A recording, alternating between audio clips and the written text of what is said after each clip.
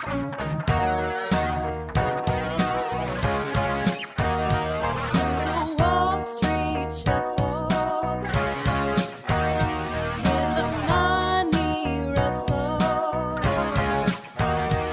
to the Money Maze podcast. I'm Simon Brewer, and along with my co-founder, Will Campion, we created this show in 2020 to explore and unravel some of the mysteries surrounding the investment and business worlds.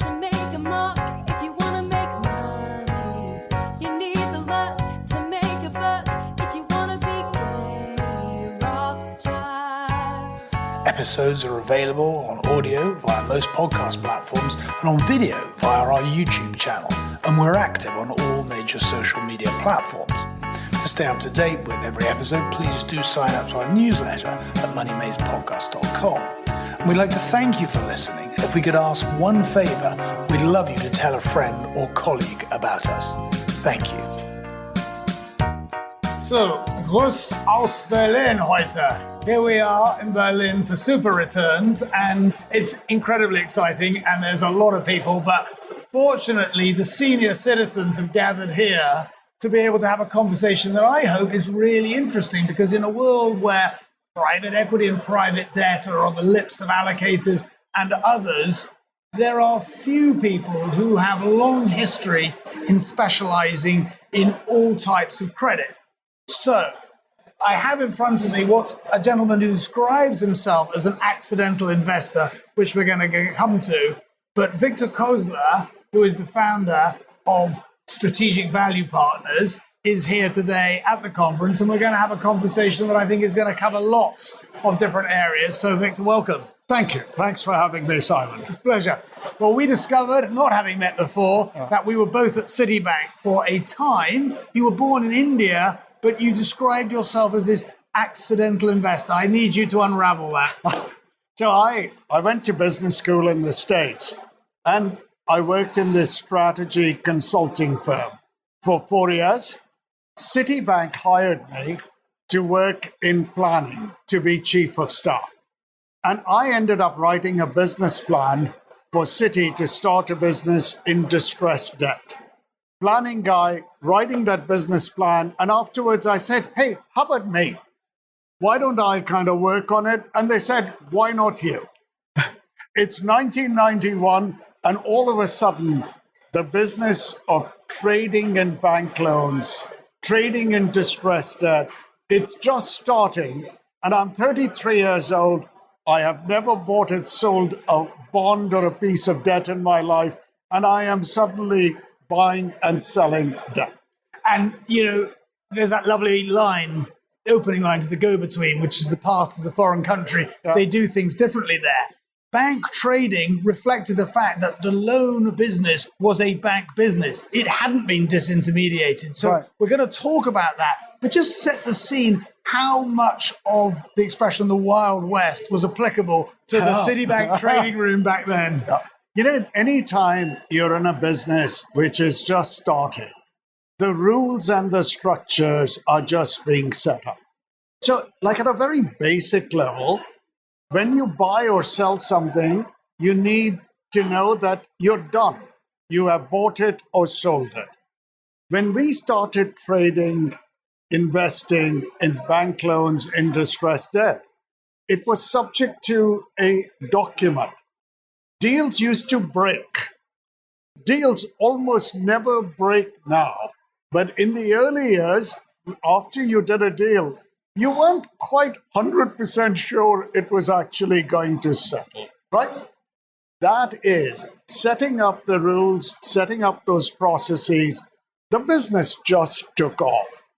There was a need. Banks, there were leverage buyouts which had been done. They had gone bad. There was a need for banks to want liquidity because these were non-performing loans. And to essentially accommodate that need for liquidity, there is a business which got set up in 1991. Bloomingdale's, Macy's, first deals. That was the beginning of this modern market in secondary and discounted and distressed debt. We put some numbers on it today. There, I think I'm right in saying it's a $5 trillion high yield market today. It is, globally. yeah. It's an $8 trillion mortgage debt market. Yeah. And as you pointed out, a lot of this debt is coming due. But before we get there into your firm, just explain, was it the great financial crisis or was it the long period of zero rates, possibly misguided, that really turbocharged the world that is now private debt? The business itself, the leverage buyout business, literally took off in the 90s. When you do leverage buyouts, not everything works all the time. Things go bad. When things go bad, you can't just go out and say, I bought debt at 60 cents. You need to restructure a balance sheet. You need to reduce the amount of debt.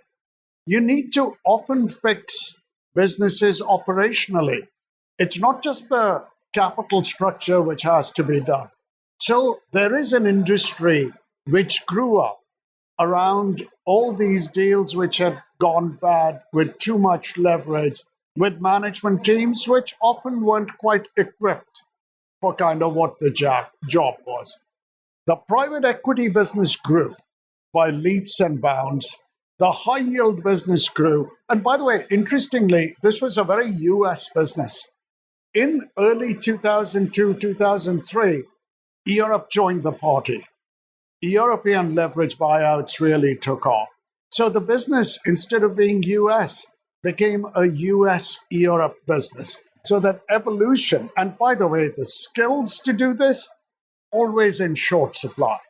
And it's not just the financial restructuring skills, it's also the operational skills, right? All those skills in short supply, but with larger and larger amounts of debt, which needed to be kind of reworked, this business has just kind of exploded and taken off. And we were very lucky. We had Mike Milken on as a guest towards the end of last year, who was, of course, the architect, of this extraordinary venture.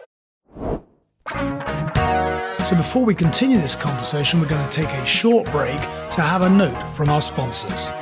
The Money Maze podcast is sponsored by IFM Investors, a global institutional asset manager whose purpose is to invest, protect, and grow the long-term retirement savings of working people. Owned by pension funds and inspired by their members, they invest in what matters. As a responsible investor, IFM actively engages with their portfolio companies on issues they care about, with the aim of improving net performance whilst minimizing risk. They manage investments across infrastructure, debt, listed equities, and private equity assets. To learn more, tap the link in the episode description below.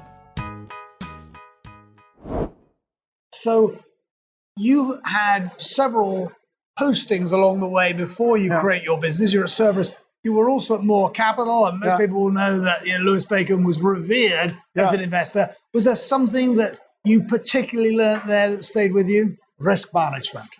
Look, I got to know Lewis a little bit, but Lewis is, and he would blush if he heard me say this, right?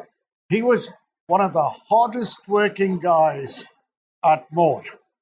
And the way he thought about risk and how he managed risk, right? I always thought, just one more thought about Moore and Lewis. The infrastructure, not just the investment stuff, the back office, the infrastructure. What Lewis built at Moore, boy, I took lessons from that, right? Over all these different kind of years. So learned. My stint was all of 2.5 years long, but learned a lot from it. So at 01, you set up SVP, Strategic Value Partners. Was there just this burning entrepreneurial desire to do something on your own? Yes. And there was $100 million from Moore Capital, which made it easy. Okay. Right. And by the way, in 2001, $100 million was real money. Proper money, yeah. Right. It is real money. Right. Look, I always wanted to be an entrepreneur. Yeah. Right. I was in my early 40s, experienced, been in the markets, been investing.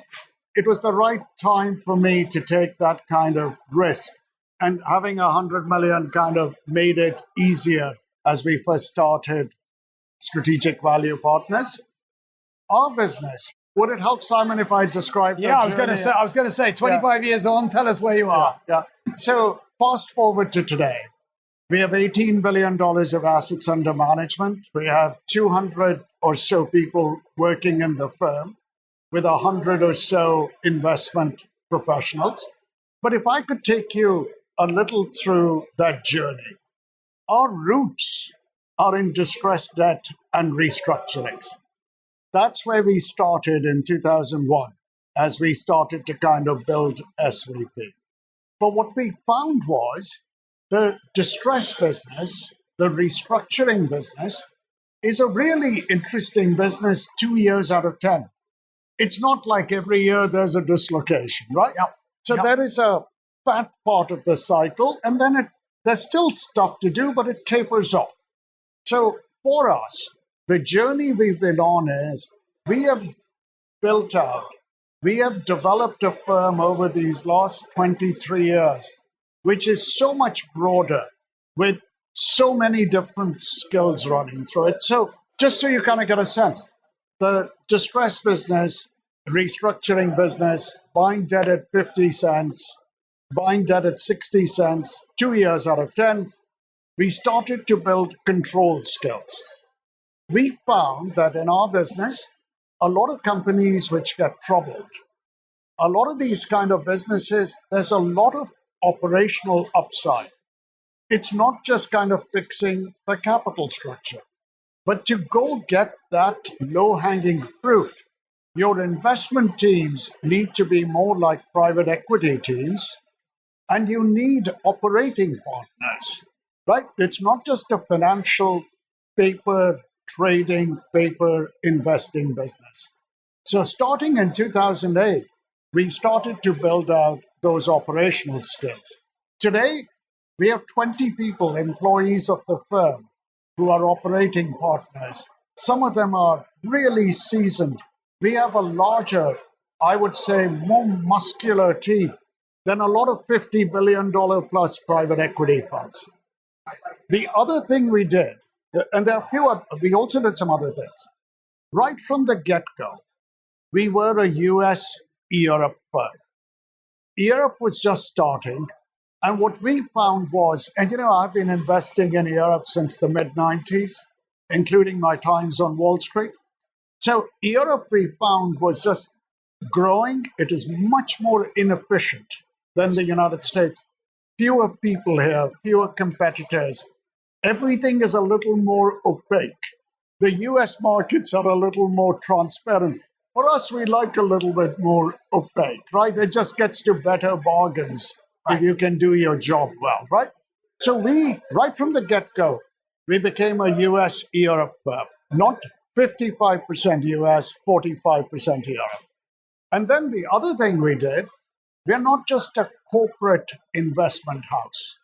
We found that real assets, infrastructure, toll roads, power generation plants, airplanes, real estate, there is a lot of debt in all these asset classes which needs to be reworked. So we became 60% a corporate firm, 40% real assets. So you pull it all kind of together, Simon. We are no longer a cyclical boom-bust credit investor like most people. Right. We are evergreen. We can invest because when you can do distressed debt and then do control, you can do US, Europe. Europe is the gift which keeps on giving for us. Okay. You can do corporate and real assets. We become an evergreen firm where vintage for us almost doesn't matter. So before we continue this conversation, we're going to take a short break to have a note from our sponsors. I'm thrilled to share that the Money Maze podcast is now sponsored by the World Gold Council. Gold has been at the foundation of human civilizations and economic history, from the pharaohs of ancient Egypt to James Bond. Through to its vital role in central bank reserves, gold has come to symbolize trade, culture, and currency. Discover the transformational powers of gold by watching Idris Elba's film on an adventure that explores gold's meaning and contribution to societies and economies the world over. Visit journey.gold on your browser to learn more. Now, you are unusual because most people get into this space having grown up through the pure investment route. You came as a strategy consultancy, a management consultancy bent. But of course, you talk about Europe, and we're going to just dig it a little bit deeper. But Europe still, would it be fair to say today, is much more dependent on bank lending than the US? It is, yes. How might that whole landscape evolve? Because one of the arguments that we've heard from Xavier Rowley onwards is one of Europe's Achilles heels is the lack of equity financing. And until that changes, you're not going to get as much entrepreneurial energy and activity. You know, can I take it a little broader even, right? So when you look at Europe through our eyes, Europe has relatively frequent crises. US is like Fortress America. In Europe, every 2 years, there are issues. You know, whether it is the Greek crisis, Brexit, do the Italians have too much debt? The Ukraine war is really tough all around. It makes a real difference in Europe. America, economically, it's tough, it's painful, but economically, America doesn't really feel it, right? Just what it is. So Europe it's large, it's inefficient, with frequent sort of crises. So the way somebody like us approaches it, you want to be here because opportunistically it will provide you a relatively steady diet of opportunities, unlike the United States, which will tend to be a little more cyclical. Yep, I've heard that from Tikehau Capital. We have Mathieu Chabrin on recently and others. And it's that intriguing, shall I say, disconnect at a macro level from the micro level because of euro sclerosis. I want to just talk about today's climate for debt investors and debt. Because can I go back to Europe just to kind of finish a thought, right? So you get these frequent bumps and frequent opportunities. Europe has very few people with the sort of skills we do to be able to source these deals from the banks and the CLOs, to be much more than just the financial investor, to be able to either manage the asset, the airplane, the real estate, or to manage the company. Those, not just one skill, but that grouping of skills altogether, very few people in Europe with those kind of skills. And that is what has created this frequent source of opportunities for somebody like us. I get it. So we look today, and as I travel around, my investment nose and ear tells me and reinforces that with a private equity backlog and logjam of deals that haven't happened, there is quite a lot of loan restructuring and discussions happening. And if I knew nothing, I would go, let me look at what's going on in the high yield indices. They will show some signs of stress. None. There is none. Help me understand that disconnect. The world, if you just look at the headlines, seems very serene. By the way, and it is solid economically.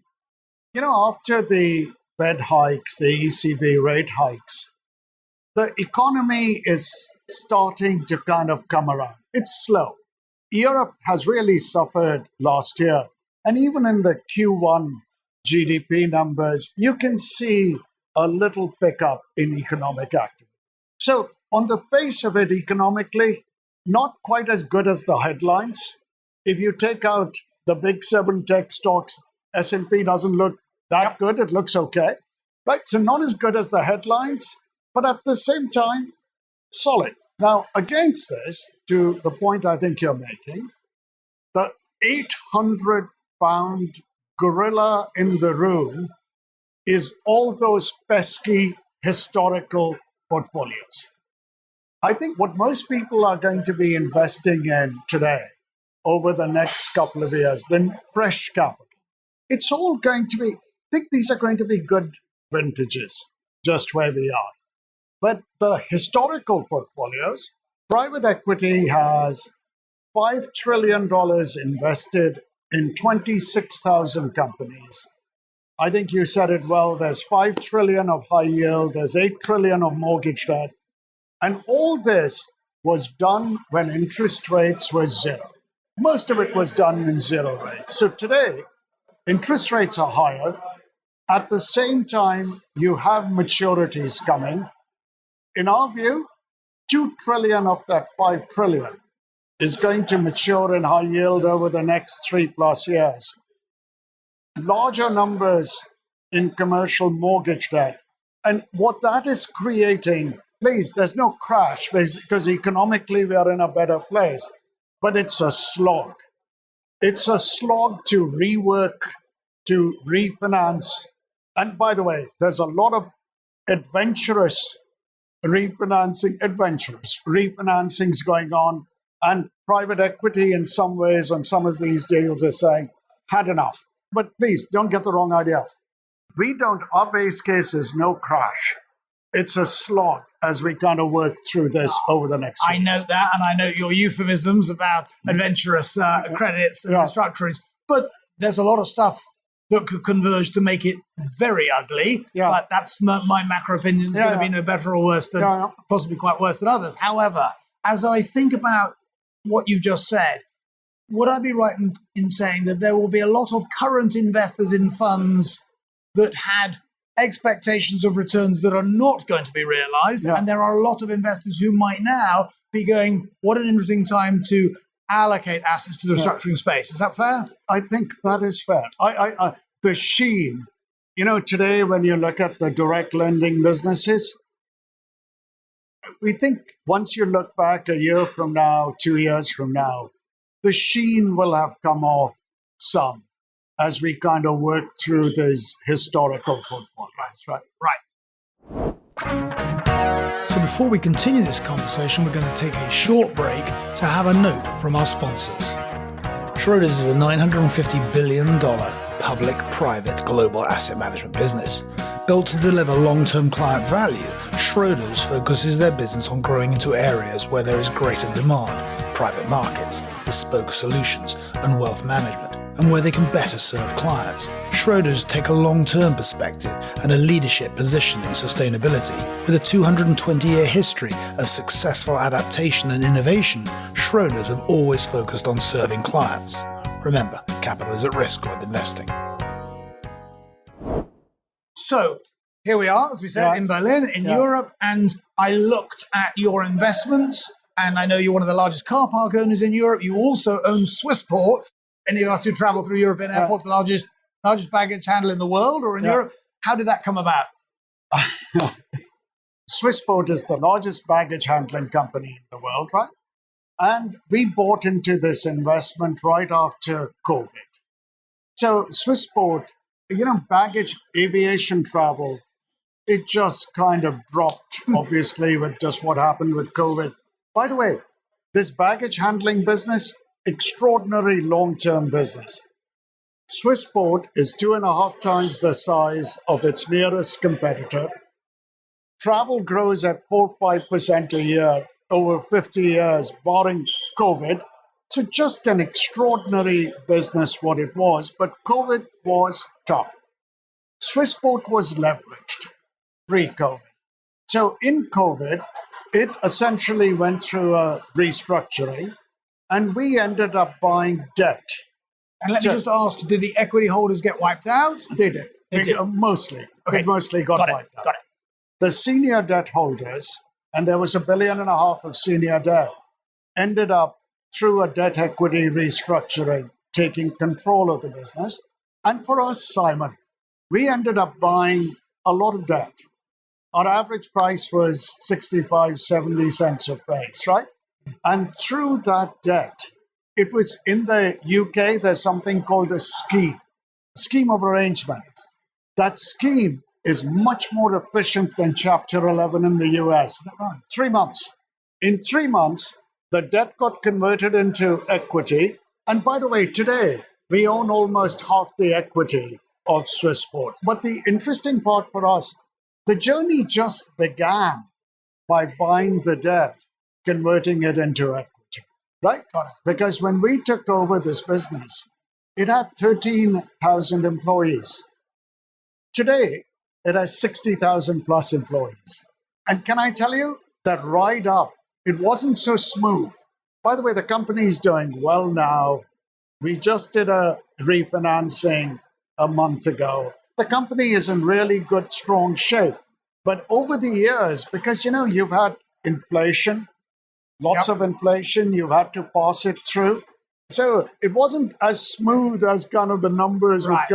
We had our moments, right? But I can see why it could be an annuity business. Yeah. Who owned it before? It was a Chinese business who had bought Swissport. Out of Swissair originally? No. Nothing to do. No. Okay. Yeah. So there you have a business. Now, typically, funds in your universe have a shelf life. Yeah. And there comes then to the fund to be wound up. Yeah. This is a business, it seems to me, knowing very little, it could be quite attractive to them for a very long time because of those inflation-linked dynamics and tourism growing. What happens? Is this a classic at the expiry, it then gets moved into another fund? What happens? When you're in the private equity business, you're not in the 1-2 year investment business, but you are in the 3 to 5 year investment business, right? Yeah. Is there a possibility of moving something on some deals? Maybe. But the base case has to be, we're in the 3-5 year investment business. And when we think about kind of Swissport, we believe we've been a good steward. We believe we are doing, by the way, just a really strong management team installed, right? A brand new chairman, a new CEO, a new CFO, and they have really worked with us to kind of drive this transformation, right? But, we want to set it up for the next owner, for us to be able to get the right kind of monetization. For us, we want to set it up for kind of the next owner to kind of do well. And I want to go back to Swissport with one more thing. Okay. Right? The number, we were describing about franchise. The number of people in this world today who know how to buy debt piece by piece to accumulate a controlling stake. That's not so easy. Restructuring a balance sheet, quite a few people know how to do it. But to marry that buying of debt with the operational skills to be able to go help improve the business, the combination of those skills is very distinct. I don't want to use the word unique, but I almost want to. Thank you. You must have known that it's a word I hate because of its overuse. Right. So I'm with you. It's a special, unusual. And it's our ability to be able to pull that together, right? Which is kind of what makes something like a Swissport happen. Let me ask you a final hypothetical question. Yeah. Ultimately, should an asset like that sit in an infrastructure fund? Absolutely. It should sit in a sovereign fund. It should sit in an infrastructure fund. It's one of those, I think it's overused when people say, hey, there are some forever assets. This is a forever asset. Well, IFM Australia are one of the sponsors of the Money Mates podcast, and they are the great experts on infrastructure. So if you don't know them, we'll make sure that you do know them. No, we know them. I'm sure you do. I mentioned that you were also a big car park owner. I mean, again, because for many, the private debt and private equity world seems apart, and yet actually these are fundamental parts of daily life. Yeah. How do you get into the parking business? We are an old economy value investor. We are not a software, not a tech investor, right? We have a really good sense of what we are good at, right? What our focus is. We have been very large investors in infrastructure over the last 10 years. So core infrastructure is toll roads. Yep. We own a toll road in Portugal today. We own a toll road in Texas today. We bought a waste to energy business in the UK called Corey.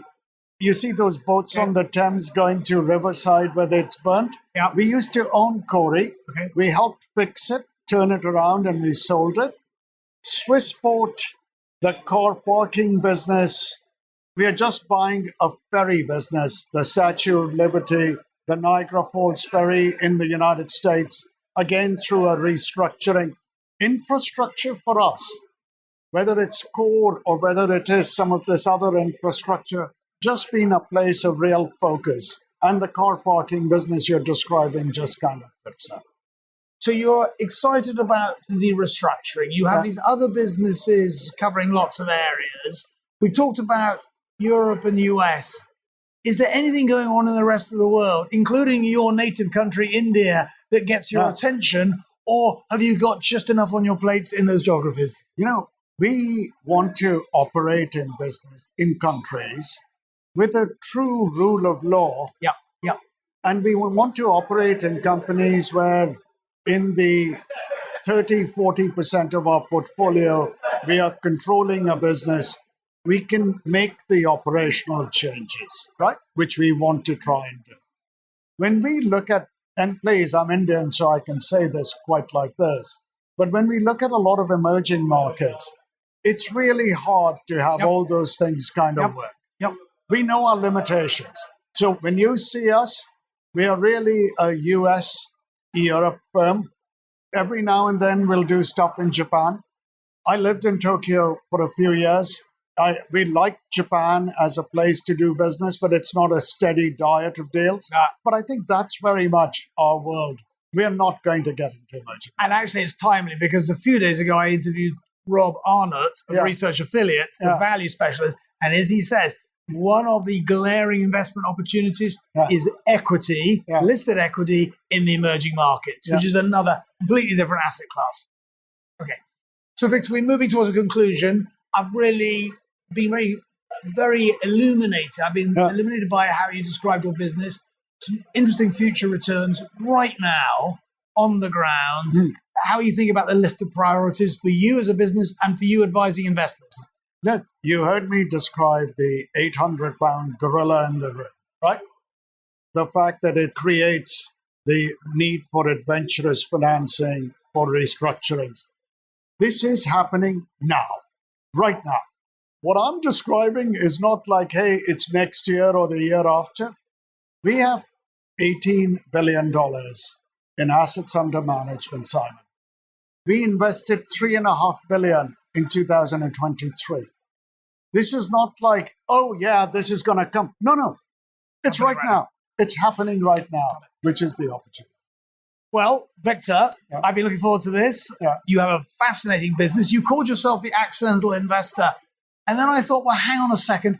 None of us were born thinking we were going to be investors. Maybe we are all accidental investors. I do hear of some fund managers saying, I was an investor when I was 12 years old. That wasn't me. I think that's quite worrying. I have interviewed some people who said, I've always dreamt about being an investment business. And it's like, well, I think you need to go and travel the world, son, before you think about that. Good luck with your mission. And I will be watching and seeing how things unfold. But having the time to you today and Berlin SuperReturns has been absolutely great. Simon, a treat for me. Thanks for having me.